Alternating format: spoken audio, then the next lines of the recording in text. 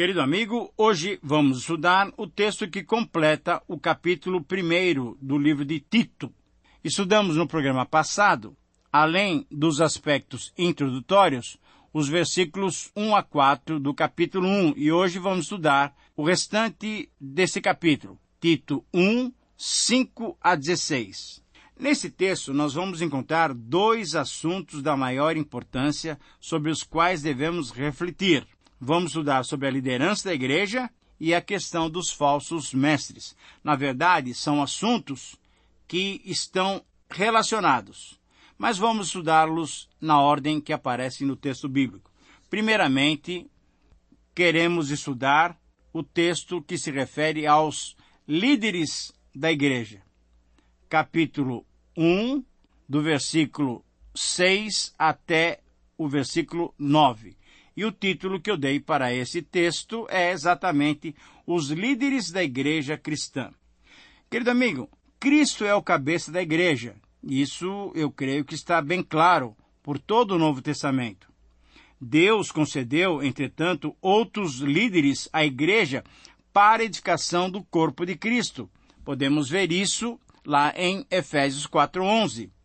E Deus quer que tudo o que esteja acontecendo na sua igreja aconteça em ordem. Nós podemos ver isso também exatamente no versículo 5 desse capítulo 1 de Tito. Muito bem, então qual é o princípio que extraímos desses versículos iniciais que tratam sobre liderança da igreja? Tito 1, 5 a 9 nos traz o seguinte princípio: desenvolver o caráter de Cristo é o requisito básico para todo cristão que almeja servir a igreja do Senhor, liderando-a. 3 perguntas podem nos ajudar a comprovar esta verdade. Primeiramente, quem são os líderes da igreja?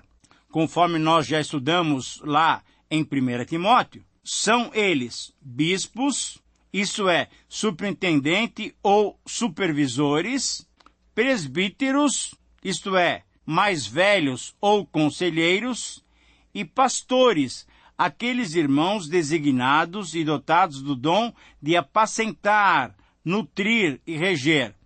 Todos eles devem ter em suas vidas o caráter de Cristo. A segunda pergunta: quais devem ser as suas características?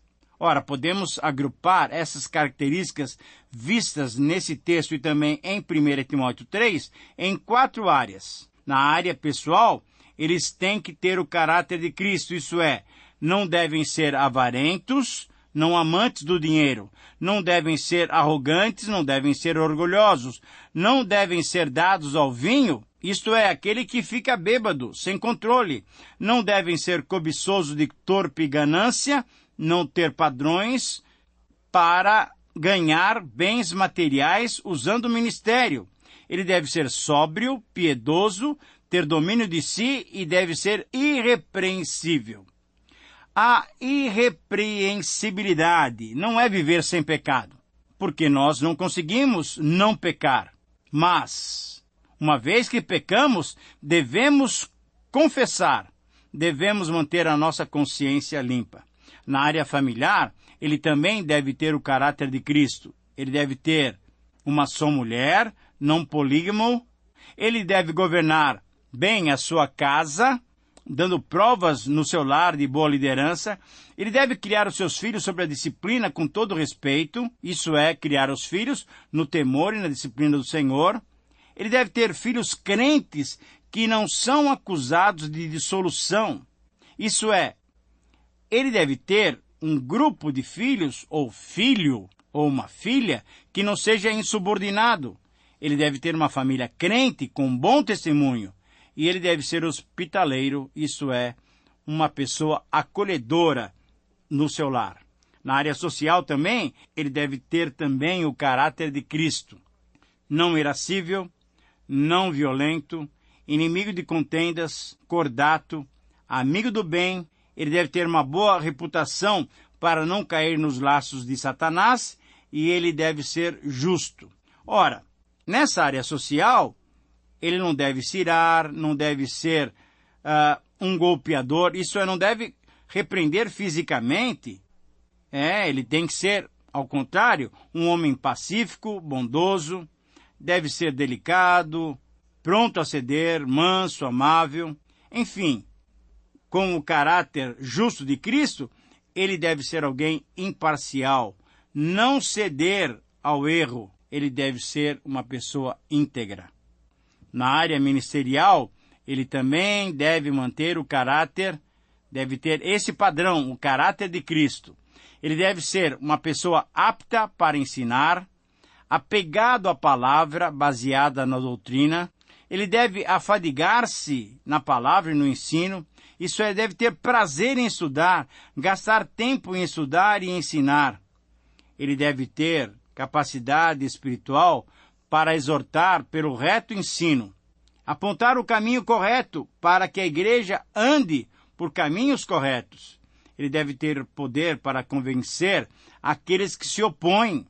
Ele é alguém que não deve aceitar heresias, deve se prevenir contra os lobos. Nós vamos estudar daqui a pouquinho sobre esses hereges. Ele deve, entretanto, ministrar com mansidão e paciência, porque essa é a maneira certa de tratar com o povo de Deus.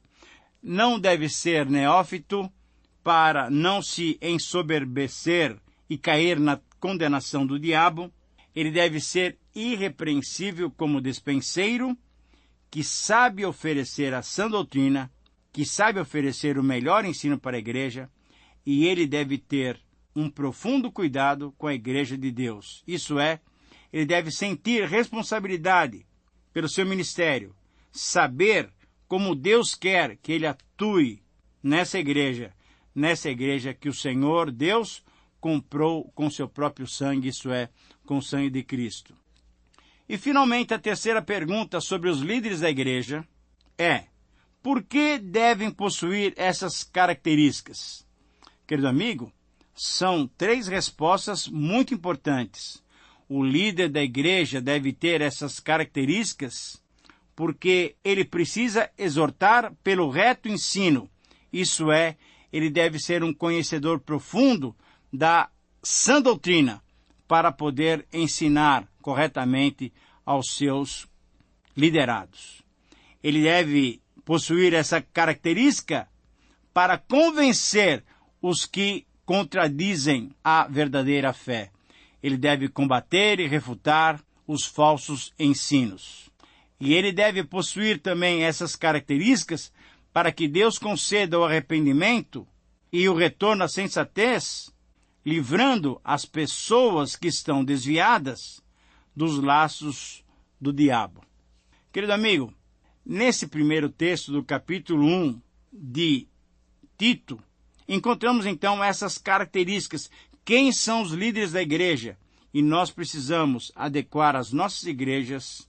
E se você pretende ser um líder da igreja, e se você é um líder na igreja, você deve avaliar a sua vida segundo esses critérios que temos claramente colocados na palavra de Deus.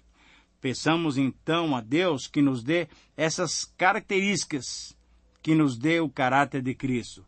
Peçamos a Deus que nos dê homens com esse caráter, comprometidos com a sua igreja. E analisemos as nossas vidas para adequá-las ao padrão que o Senhor Deus tem nos dado. O padrão é termos o caráter de Cristo. Muito bem. O segundo assunto que devemos tratar, o texto básico é Tito capítulo 1, versículo 10 a 16. E ele é tão importante quanto esse que acabamos de tratar, que é sobre a liderança da igreja. Esse tema agora, ele fala sobre falsos mestres. Na verdade, querido amigo, os líderes da igreja devem ter esse tipo de vida que acabamos de especificar nos versículos 5 a 9, porque eles enfrentarão com certeza pessoas que querem destruir o povo de Deus. E as características desses homens são conhecidas por todos nós. Devem ser conhecidos pela igreja, para que essa igreja possa estar firme e madura para combater essas heresias. Qual é o princípio que podemos extrair desses versículos 10 a 16 para nos orientar nesse estudo? Toda igreja cristã, bem fundamentada na palavra de Deus, deve saber que enfrentará o ataque de falsos mestres. Este é o título, falsos mestres, e o princípio que esse texto de Tito 1, 10 a 16 nos apresenta é exatamente esse. Se você tiver oportunidade, anote-o aí no seu caderno de anotações. Toda igreja cristã, bem fundamentada na palavra de Deus, deve saber que enfrentará ataques de falsos mestres. E nesse texto nós vamos encontrar 5 considerações que devemos saber para conhecer esses falsos mestres, para identificar esses falsos mestres. Primeiramente, a primeira consideração responde essa pergunta: quem são eles? Querido amigo, nós temos 15 itens para descrever esses falsos mestres. Veja bem, eles são insubordinados, isto é, não aceitam qualquer autoridade. Eles são palradores frívolos, isto é, pessoas que falam e não dizem nada. Eles são enganadores. Essa é uma característica muito grave. Enganam as pessoas com argumentos muitas vezes bem interessantes.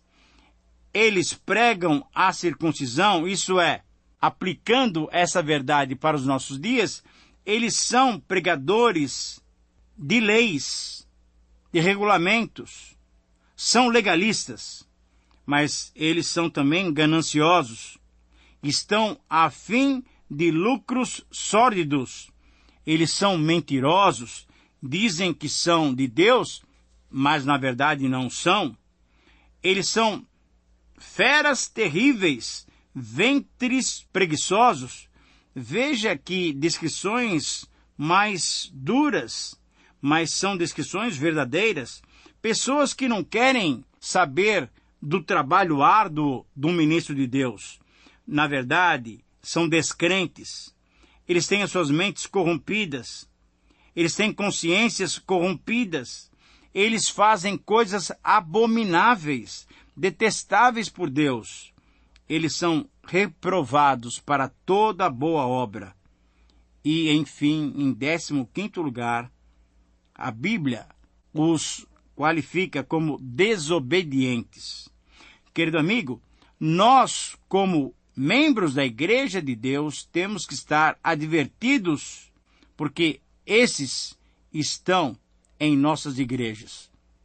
Quando lemos em Atos capítulo 20 as despedidas de Paulo para os líderes de Éfeso, Paulo diz exatamente isso, que ele estava preocupado porque ele sabia que a igreja enfrentaria esses tais na sua partida. Eu leio para você as palavras do apóstolo Paulo registradas por Lucas no capítulo 20, versículos 28 a 31 do livro de Atos. Atendei por vós e por todo o rebanho sobre o qual o Espírito Santo vos constituiu bispos para pastoreardes a igreja de Deus, a qual ele comprou com seu próprio sangue. Eu sei, veja bem, querido amigo, como Paulo disse, eu sei que depois da minha partida, entre vós penetrarão lobos vorazes, que não pouparão o rebanho, e que dentre vós mesmos se levantarão homens falando coisas pervertidas para arrastar os discípulos atrás deles. Portanto, vigiai, lembrando-vos de que por 3 anos, noite e dia, não cessei de admoestar com lágrimas a cada um de vocês. Sim, nós, como igreja, temos que estar advertidos porque vamos enfrentar os falsos mestres atacando a igreja de fora para dentro e muitas vezes atacando a igreja, tendo eles já estado em plena comunhão com a igreja. Isso é um ataque interno que a própria igreja sofrerá. Mas vamos à segunda característica desses falsos mestres. O que eles fazem? Veja bem, eles pervertem casas inteiras.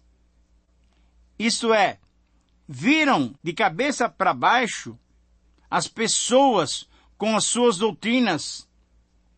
Pessoas que dão margem para que eles entrem em casa e não têm uma firmeza doutrinária, ficam completamente pervertidas pelo seu mau ensino. Eles ensinam aquilo que não devem.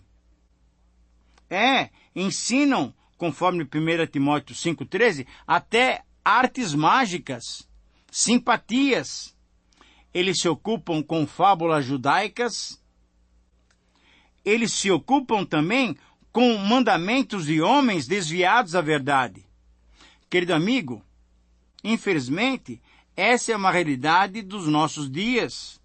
Nós temos igrejas, temos denominações, temos mestres que colocam um grande peso legalístico em cima dos seus rebanhos. Fábulas judaicas, isso é, que prendem as pessoas à obediência à lei quando nós já fomos completamente libertos da lei, conforme Gálatas capítulo 5. Homens que se ocupam com mandamentos desviados da verdade, interpretam a Bíblia em seu próprio benefício. São essas as obras desses falsos mestres.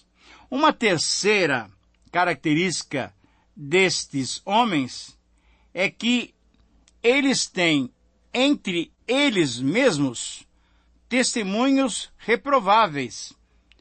É interessante que Paulo usa um poeta cretense, um poeta grego, Epimênides, para demonstrar que não é apenas ele que tem visto esses homens com uma característica negativa, com um aspecto ruim. Não. Pessoas que muitas vezes estão nesses arraiais conseguem testemunhar de que, na verdade, esses homens são perigosos.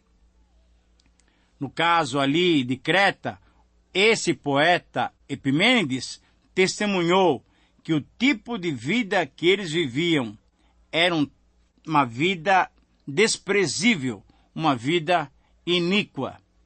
Quantas e quantas vezes nós ouvimos notícias aqui e ali de escândalos que muitas vezes são cometidos por esses que se acham líderes espirituais de tais e tais igrejas, de tais e tais movimentos. Quantos escândalos, porque o testemunho deles é completamente reprovável. Em quarto lugar, há uma pergunta que merece toda a nossa atenção. Como devemos agir com essas pessoas? Querido amigo, veja o versículo 9 de Tito, capítulo 1. Nós devemos exortar pelo reto ensino para convencê-los com poder, isso é, com autoridade, mostrando a palavra de Deus. O que temos feito aqui através do programa, através da Bíblia, é exatamente isso, instrumentalizar a cada um de vocês que nos ouvem, dando-lhes a sã doutrina, para que possam se confrontar com esses tais que vivem a deturpar a doutrina sadia da palavra de Deus. Devemos, então, exortar e convencer pelo reto ensino com poder. Devemos repreendê-los severamente até. Veja o versículo 13. Para quê? Para que sejam sadios na fé, chamá-los novamente à verdade. E Paulo é muito exigente. Paulo diz, no versículo 11, que é preciso fazê-los calar. Não podemos dar oportunidade para que tais pessoas tenham livre curso em nossas comunidades, ensinando heresias. Literalmente, essa palavra quer dizer, coloque uma mordaça na boca desses homens. Coloque um freio na boca desses homens. É uma palavra dura, mas é essa a maneira pela qual um líder da igreja deve cuidar do rebanho que Deus tem colocado sob a sua responsabilidade. Finalmente, a quinta característica é o teste final. Devemos sempre testar. E o teste é, essas pessoas têm que professar conhecer a Deus, mas têm que professar conhecer a Deus por suas obras, pela vida prática. Falar é fácil. Agir é que realmente vai provar se esses são homens do Senhor ou falsos mestres. Que o Senhor nos dê condições para cuidar bem da igreja de Deus. Na verdade, como diz Paulo, todas as coisas são puras para os puros. Para os impuros e para os descrentes, nada é puro. Que possamos ter discernimento e assim honrarmos o nosso Deus. Um grande abraço, que o Senhor te abençoe e até o próximo programa.